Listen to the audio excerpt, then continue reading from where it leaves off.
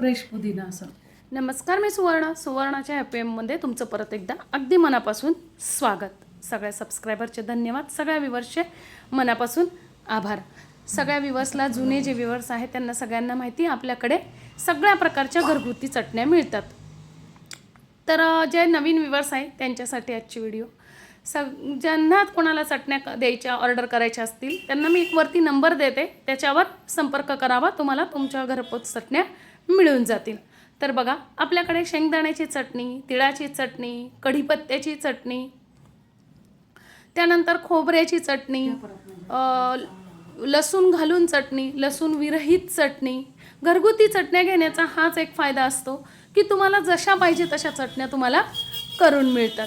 शुद्धतेची पूर्ण हमी घेतली जाते. मी स्वतः माझ्या हाताने सगळ्या चटण्या स्वच्छ बाजारातून आणलेल्या वस्तू ज्या धुवायच्या असतील त्या धुवून घेणे, ज्या पुसायच्या असतील त्या पुसून घेणे आणि सगळ्यात चांगल्या क्वालिटीचं सामान वापरणं. त्यातल्या स्पेशालिटी आपली जी चटणी सगळ्यात जास्ती चालणारी आहे ती म्हणजे कारल्याची चटणी. कारल्याची चटणी अतिशय सुंदर अशी आपल्याकडे ताजे कारले आणून बनवली जाते. एकदा तुम्ही घेऊन बघा. धन्यवाद.